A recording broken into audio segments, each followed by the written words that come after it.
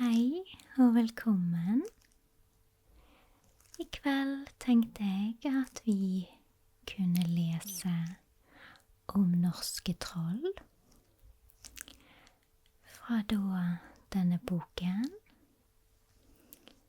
som heter For noen troll, vesener og uvesner i folketroen av Birger Sivertsen.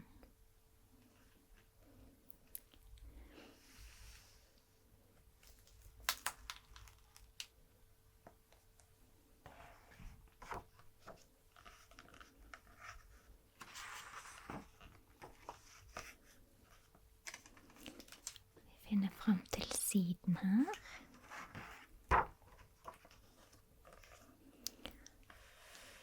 Jeg har puttet inn noen lapper, sånn at jeg vet hvor jeg vil lese fra. Ta den vekk der, sånn. Sånn skal vi se. Da begynner vi. Troll. Trollene er så fotfestet i norsk natur at de kan oppfattes som selve urtypen av mytologiske skikkelser i vår folketradisjon. Ingen andre vesener fra den norske folketroen har beholdt den samme populariteten i dag, og ingen andre er blitt skapt og gjenskapt av moderne billedkunstnere og souvenirfabrikanter som nettopp trollene. Ingen andre er heller fremstilt med en slik blanding av respekt og humor, og sett på med en slik skrekkblandet fryd og folkelig fortrolighet. Enten trollene nå har navn som Trond, Jon eller Jo, som er de vanligste trollnavnene, eller de rett og slett er trehoders uhyrer, høyt til fjells eller langt til skogs. Vår største dikter, Henrik Ibsen, har lagt et av sine mest litterært kjente og humoristiske treffende fyndord i erketrollets, Dovregubbens, munn. Troll, vær deg selv nok, så har du da også trollene en historie som går langt, langt tilbake inn i mytenes tidligere fortellinger.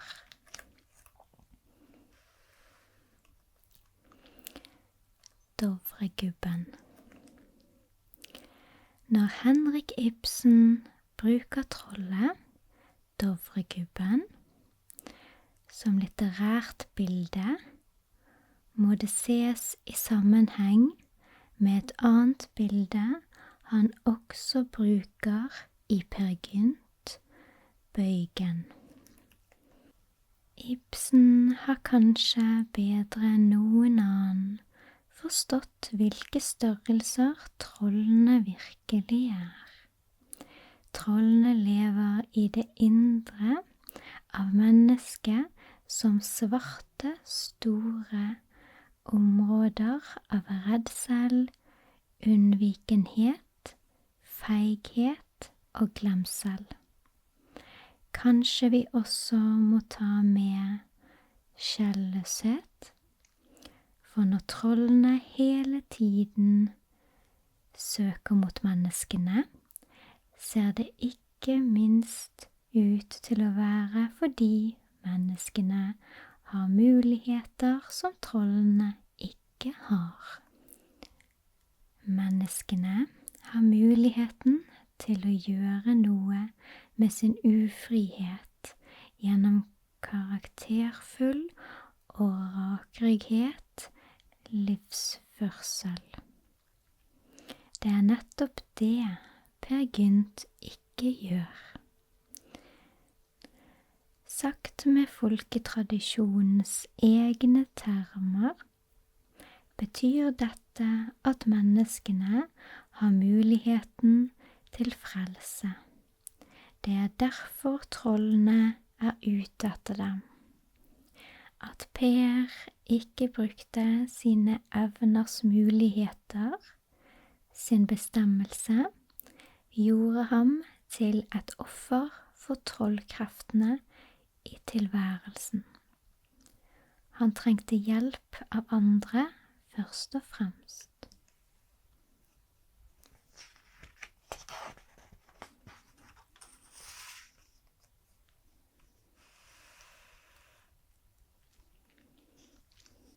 Solveig får til slutt å bli reddet som menneske.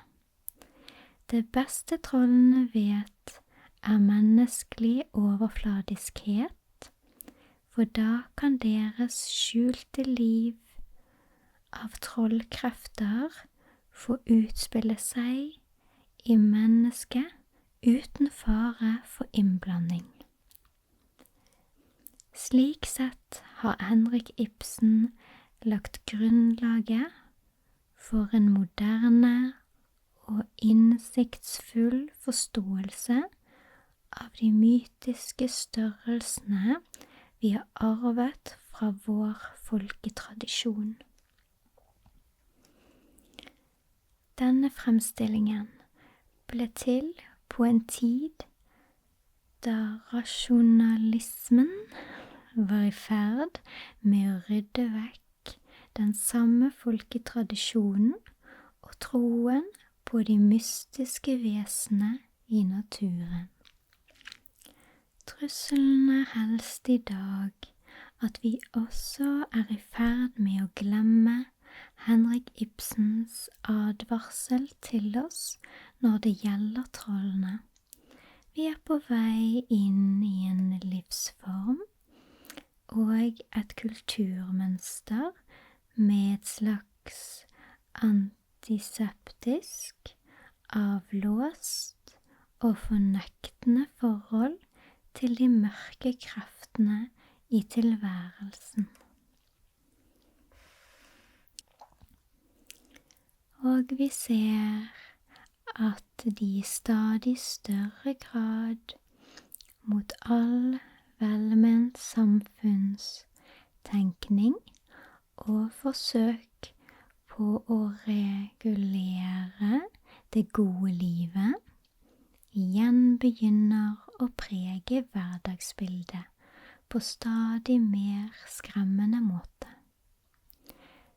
Derfor kan det kanskje være nyttig med denne boken for å gjenoppfriske bekjentskap med trollene og deres lange historie.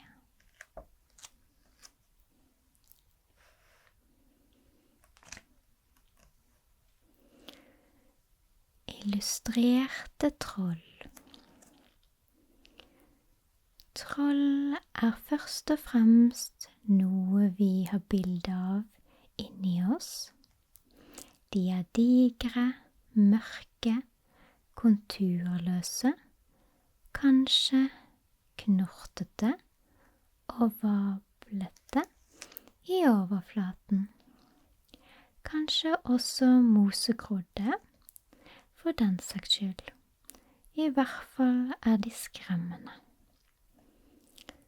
Det ytre bildet vi har dannet oss av trollene, er etter hvert blitt et noe annet og er nok av forholdsvis ny dato. Først mot slutten av 1800-tallet ble de tegnet. Det kom som et resultat av innsamlingsarbeidet til Asbjørnsen og Moe.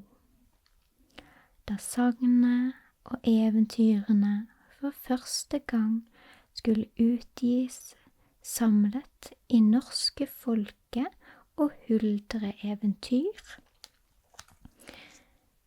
kunstnerutgaven,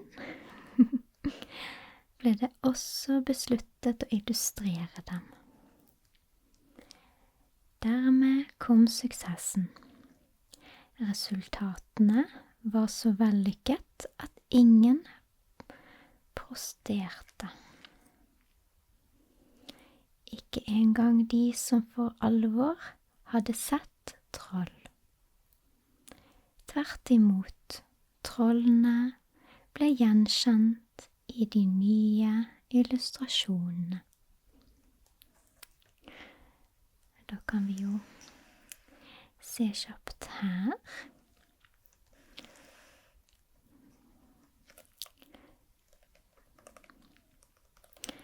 Her har vi da Per Gynt i Dovregubbens hall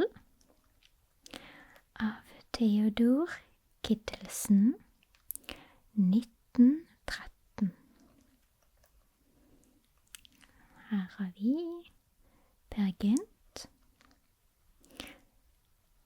i grønn vest, litt lignende den jeg har på meg.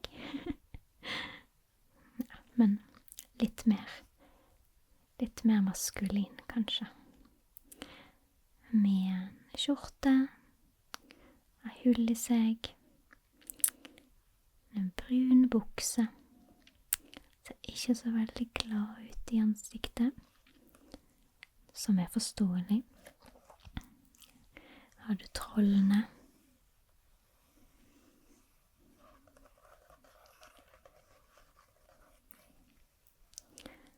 Og Solveig i blå kjole, veldig lei seg, griner, men Per Gynt skal fikse, så han skal redde henne, så det går så fint, så. Så da tilbake på hvor vi var her nå da. Skal vi se.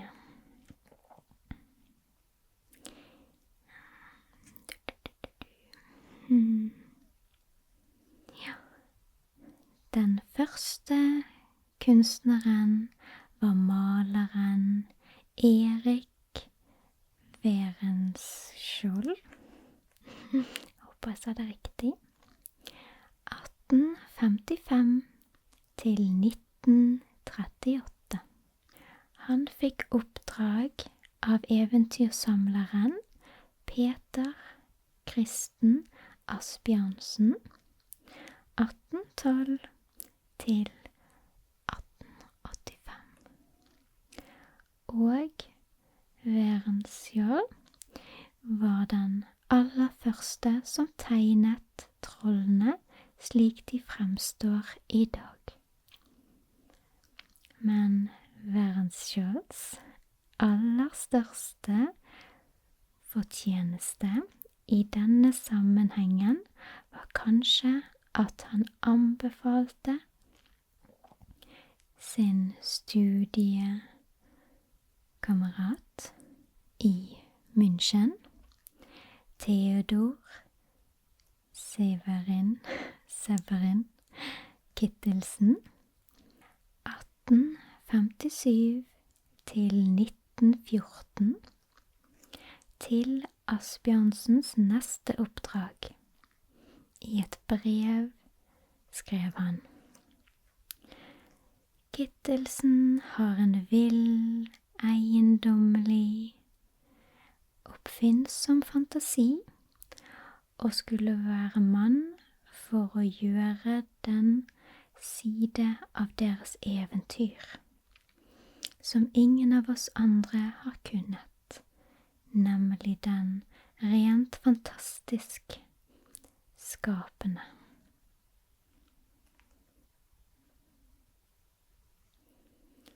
Fire år senere, i 1883, dukket de første av Kittelsens berømte illustrasjoner opp i Asbjørnsens eventyrbok for barn, eller eventyrbok for børn. Dansk. Norske folkeeventyr 1-3 1883 1887 til 1887. Etter utgivelsen var Asbjørnsen meget spent på reaksjonene fra barna. Han fryktet at de ville bli vettskremte av Theodor Kittelsens ville og skumle trolltegninger, men barna jublet da de fikk se dem, for tegningene stemte så godt med deres egen fantasi. Om dette skrev hans egen datter, Ingrid Kittelsen Treider. Vi fikk aldri se noe troll på nært hold i skogen, men vi visste at de ikke var langt vekk somme tider. Især når vi gikk alene. Vi ville nå helst gå sammen med pappa hvis vi møtte et ordentlig troll, for da behøvde vi ikke være redd.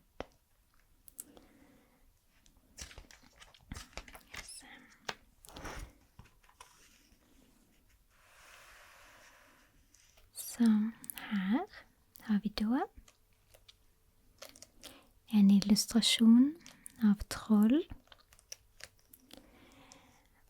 av Andreas. Blåsj, blokk, blåsj. I hvert fall. Så skal vi lese her. Her har vi i hvert fall 1, 2, 3. Er det 4 troll? Er det et pakke der?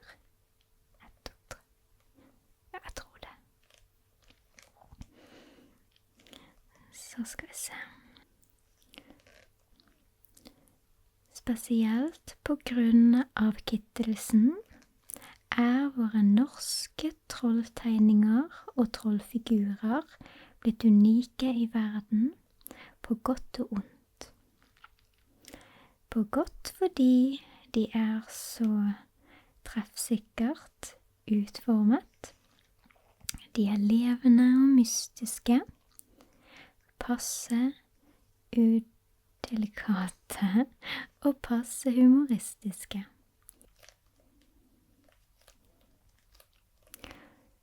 Så